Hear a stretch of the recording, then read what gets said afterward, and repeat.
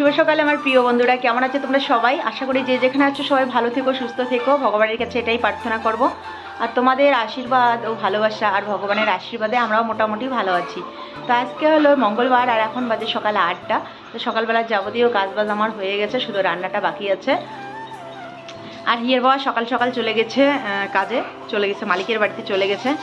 তো আমি জমির দিকে গেলাম, ওইখান থেকে চলে আসলাম, এসে এখানে বসে পড়েছি। এই যে মোলা মুড়ি নিয়ে এখন আমরা খাবো, খাওয়া দাওয়া করে তারপরে স্নান করব, আর বাকি রান্না বান্না করতে হবে।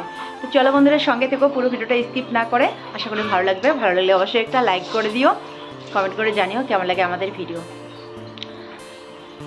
তো প্রত্যেক দিন বলেই কমেন্ট করে জানিও। তো দেখো মাঝে মাঝে আমার কমেন্ট বক্স অফ হয়ে যায়, তো করার কিছু নেই। জানি না কেন এরকমটা হয়, আমরা বুঝতে পারছি না।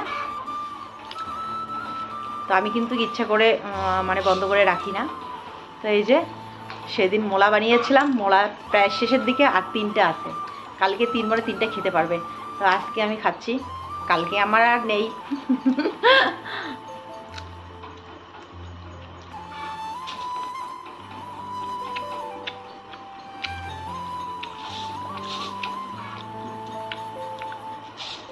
তো চলো দেখতে থাকো।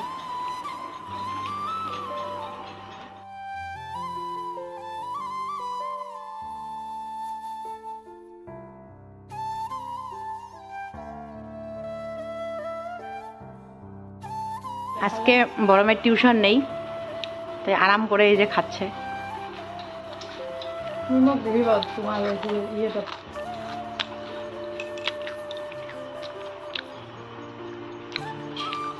হাই, শুভ সকাল সবাইকে। তুমি কি খাচ্ছ? আমি গোলা রুটি খাচ্ছি। বাবা আমাদের জন্য বানিয়ে রেখে গেছে। গিয়ে বাবা সকাল সকাল এই যে গোলা রুটি বানিয়ে একটা খেয়ে চলে গেছে, আর মেয়েদের জন্য একটা করে রাখছে।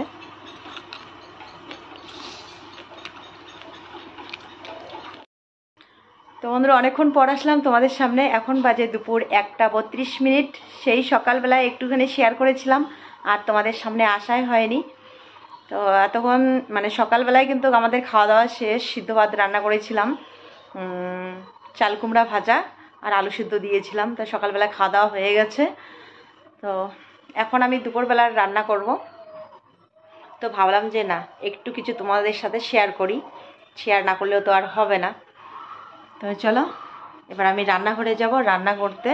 তখন এই যে বিছানার মধ্যে একটু মোবাইলে কাজ করছিলাম, তো সেজন্য এলোমেলো হয়ে গেছে। আবার সকালবেলা একবার গোছানো হয়েছিল কিন্তু। আর বড় মেয়ে এইখানে এই যে পড়াশোনা করছে, ও নোট করছে।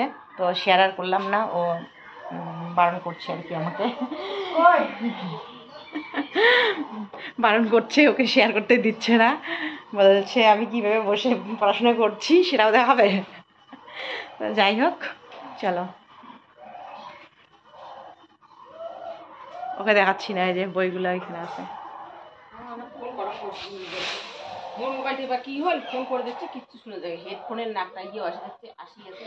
তো এইদিকে বড় যা আসছিল, ওর মোবাইলটাতে নাকি একটা সমস্যা হয়েছে, ফোন যাচ্ছেও না আবার আসছেও না। তো ভাইস্তাকে ফোন করবে, তাই আসছিল আমার কাছে, আমার মোবাইল দিয়ে ভাইস্তাকে ফোন করবে। তো ফোনটা লাগিয়ে দিলাম, কথা হয়ে গেছে। এবার আমি চলে এসেছি রান্নাঘরে, এখানে ভাত বসিয়ে দিলাম। তো বন্ধুরা, ভাত বসিয়ে দিয়েছি। তো এই যে চাল কুমড়া একটুখানি তখন সকালবেলা ভাজা করেছি, আর তো এখানে বসে সবজিটা কেটে নেই।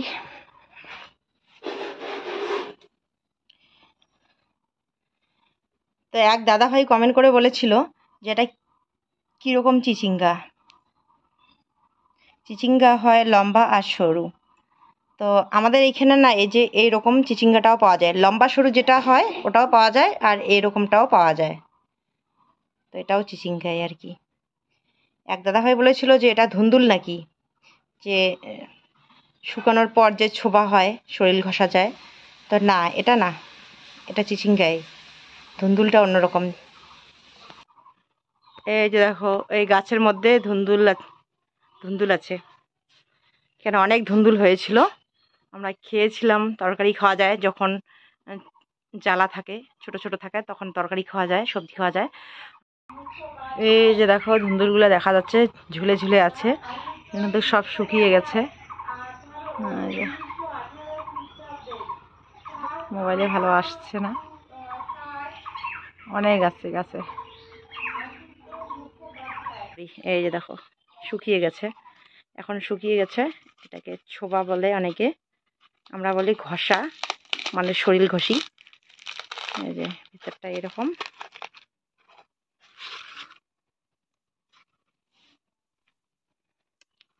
এটাকে বলে ধুন্দুল। সেইখানে রেখে দিয়েছিলাম, তোমাদের সাথে শেয়ার করলাম একটু। তো একটা কথা মনে পড়ে গেল, এর আগের ভিডিওতে এক বোন হবে না দিদিভাই হবে বলেছিল যে আমাদের ছোট্ট রুমটাতে এখন কে থাকে। মানে ছোট্ট রুম মানে কি, বারান্দার যে একটা রুম বের করেছিলাম, তো ওই রুমের মধ্যে এখন কে থাকে।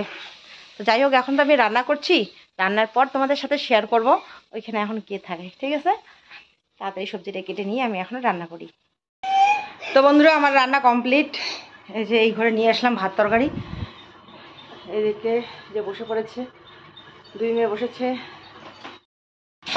তো এখানে যে চাল কুমড়ার ঘন্ট, আজকে শুকনো মাছ দেয়নি, এমনিতেই।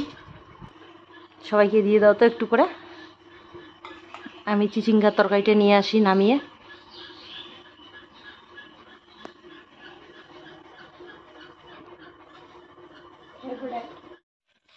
এইখানে চিচিঙ্গার তরকারি, আলু চিচিঙ্গা শুকনো মাছ দিয়ে রান্না করছি এখানে।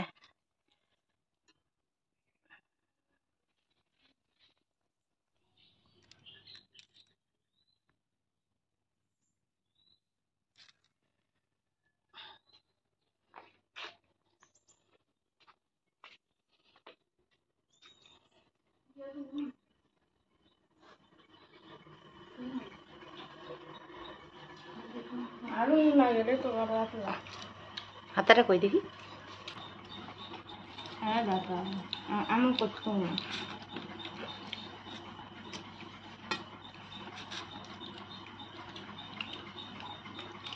এখানে দেবো।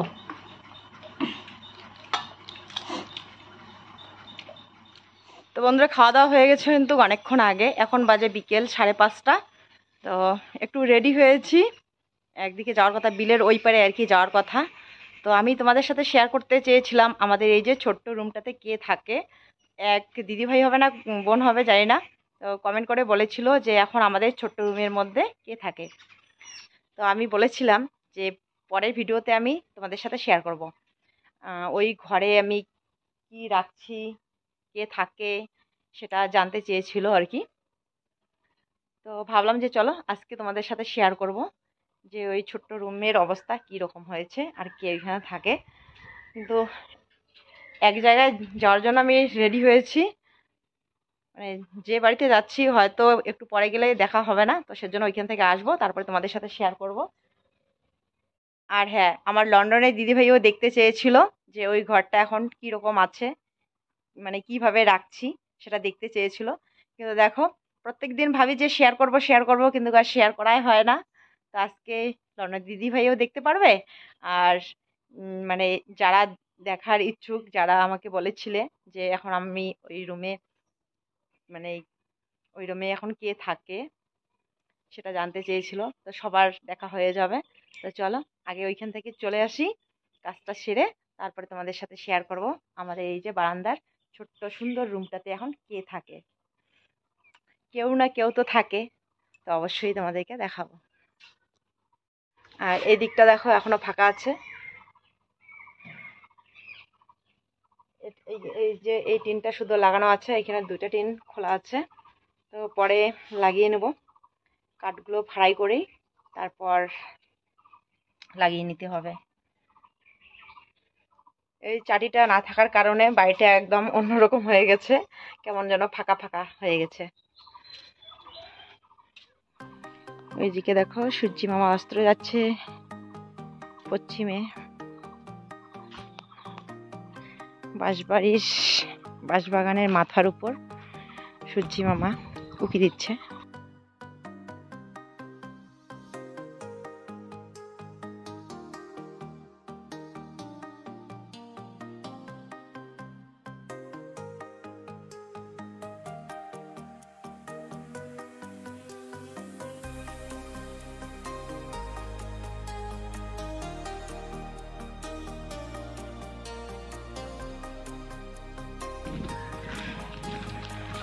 তো বেশ ভালোই লাগছে।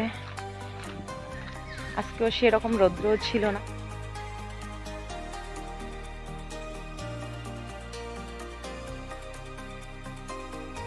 তো বন্ধুরা দেখো, আমি বের হলাম, এখন আমার পিছু পিছু নিচু মেয়েও চলে আসছে।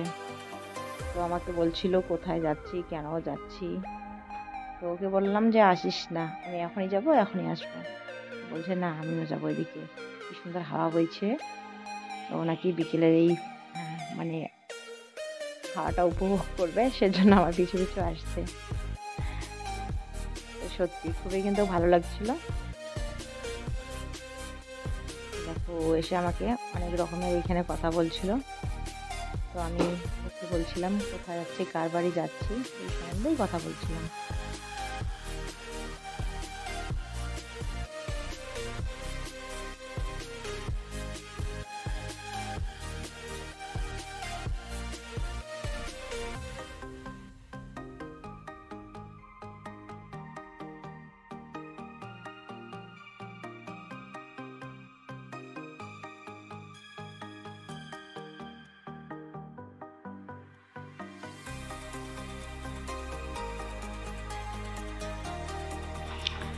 আর দেখো বিলের মধ্যে ধান কেটেছে, তাই গরু ছাগল এনে বেঁধে রেখেছে।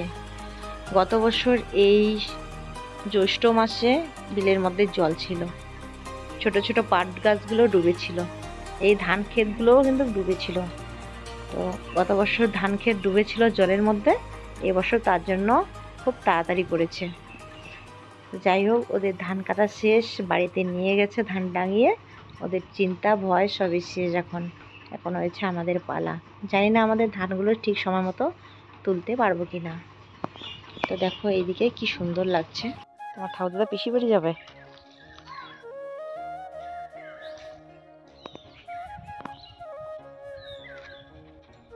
বাহ, এখান থেকে তো ভালো লাগছে দেখতে সূর্যটাকে। আর আমাদের এই যে বুলবুলটা চলে এসছে এদিকে ঘাস খেতে। টেপরি কই রে, টেপরিকে দেখতেছি না তো। চল চল চল চল চল।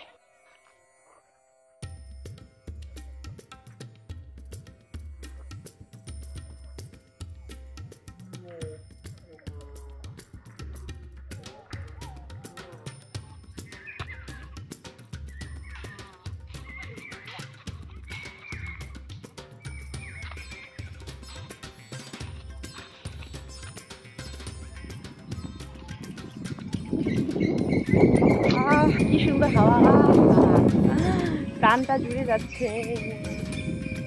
কি সুন্দর হাওয়া, এত সুন্দর হাওয়া, সত্যি একদম প্রাণটা জুড়ে যাচ্ছে, খুব ভালো লাগছে। হ্যাঁ, আমরা পুজোর জন্য বেলপাতা পাই না, আর এখানে এত সুন্দর একটা বেল গাছ আছে, আর কি সুন্দর পাতাগুলো একদম নিচের মধ্যে। ভালো, এখান থেকে প্রতিদিন নিয়ে যাচ্ছ, যেদিন করে ঠাকুর পুজো দেবো সাইকেলে করে আসবি আর এখান থেকে নিয়ে যাবি, ঠিক আছে? নিচের মধ্যেই আছে আমাদের একটা বেল গাছ আছে, কিন্তু উপরে একদম উপরে। ওই দেখ বেলের ফুল আসছে, বেলের পরি চলে আসছে। চল চল চল।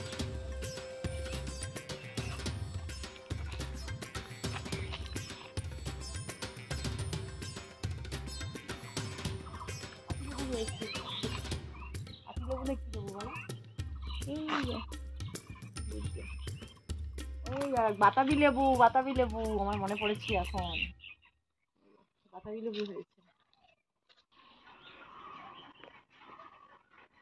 তো বন্ধুরা চলে আসলাম বাড়ি।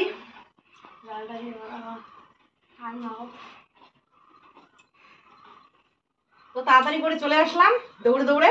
তো সেজন্য একদম জলের পিপাসা পেয়ে গেছে। আর ছোট মেয়ে গেছিল টিউশনে, ওর টিউশন থেকে চলে আসলো এখনই।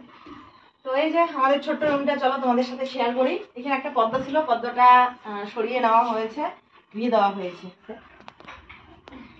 তো এই দেখো ঘরটা কিন্তু পুরো খালি খালি, কোনো বিছানা নেই।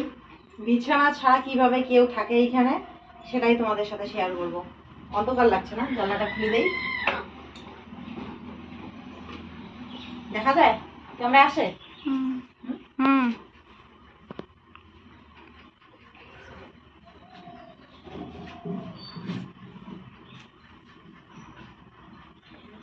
তো এইদিকে দেখো এই যে দুই সাইডে দুইটা আছে, এখানে ধানের বস্তা, এইখানে একটা ধানের বস্তা আছে, এইখানে একটা। আসলে মাচার ধানগুলো একদম খালি করে সিদ্ধ করে দিয়েছিলাম, তো এগুলো হচ্ছে সিদ্ধ ধান, ভাঙিয়ে নিয়ে আসতে হবে। এভাবে এই যে কাপড় দিয়ে পেঁচিয়ে পেঁচিয়ে মুড়িয়ে রেখেছি, যাতে এইখানে মুরগি কবিতর এসে করতে না পারে, নষ্ট করতে না পারে। তো এইখানেও আছে ধান, এই যে ধানের বস্তা, এগুলো ভালো করে ঢেকে রেখেছি যাতে মুরগি এসে করতে পারে না, এই জন্য। আর এইখানে আছে একটা ডেলির মধ্যে আছে এখানে লিচু, কালকে পারছিল, এখানে আছে কয়েকটা আম, তো এইখানেই রেখেছিলাম, এটা বাইরে বের করতে হবে। তো এই রুমটা বানানো হয়েছিল গরমে, এখানে পড়াশোনা করবে আলাদাভাবে একাই।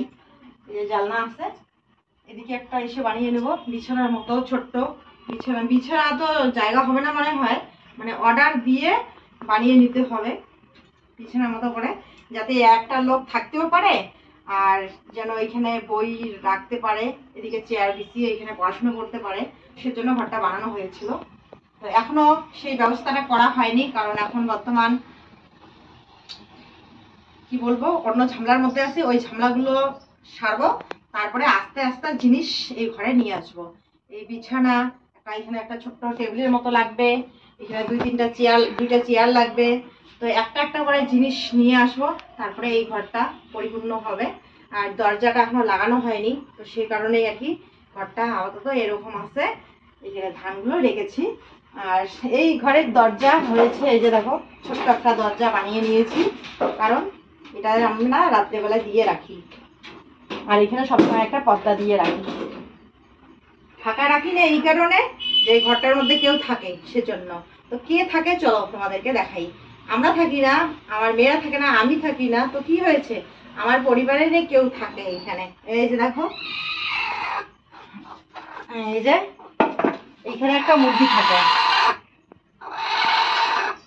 এখানে একটা মুরগি থাকে, ওই যেখানে আমরা মুরগি রেখেছিলাম, তো ওইখানে 3টে মুরগি একসাথে থাকলে ঠোকাঠুকি করে, আর এই মুরগিটাকে এখানে বসিয়ে দেওয়া হয়েছিল, বাচ্চা দিবে মুরগিটা, তো ডিম দিয়ে বসিয়ে দেওয়া হয়েছে। তো ওনাদের কাছে প্রার্থনা করি ওখানে তাড়াতাড়ি মা হতে পারে, আমার জন্য বংশবিদ্যার বাড়তে পারে, এটাই উপরওয়ালার কাছে ঈশ্বরের কাছে প্রার্থনা করব।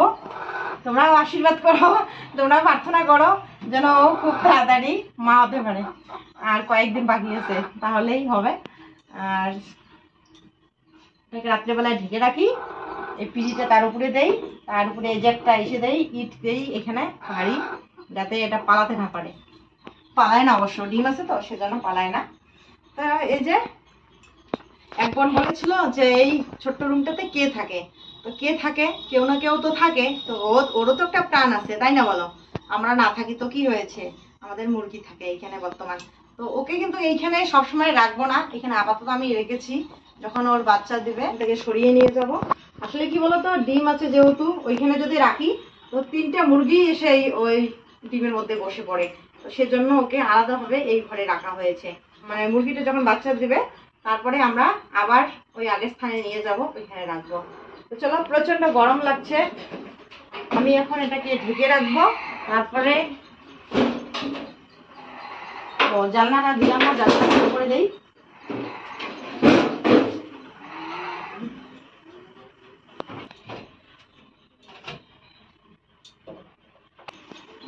তো দিদি ভাই তুমি বলেছিলে যে এই রুমটা দেখা যায়, তো দেখালাম।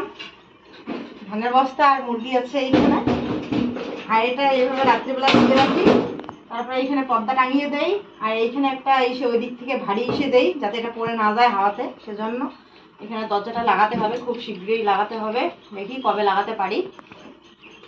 তো চলো আমি এখন আর এক জায়গায় যাব অন্য একটা কাজে, তো চলো বন্ধুরা, আজকের জন্য ব্লগটাকে আমি এখানে শেষ করছি। ফিরে আসছি কালকে আবার নতুন একটা সুন্দর ভিডিওর সাথে। ততক্ষণে তোমরা সবাই খুব ভালো থেকো, সুস্থ থেকো। আমি পুরো ঘেমে গেছি, আমি আর ঘরে এখানে থাকতে পারছি না।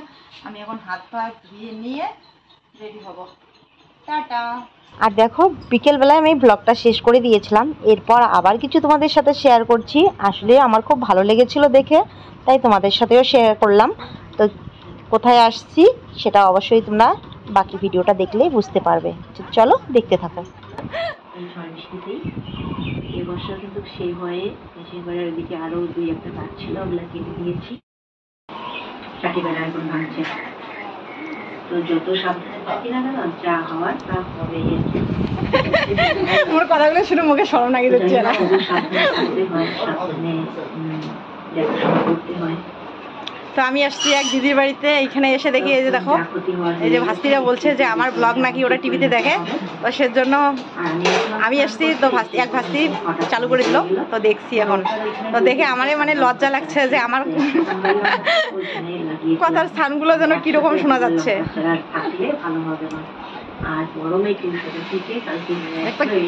কেমন দেখা যায়?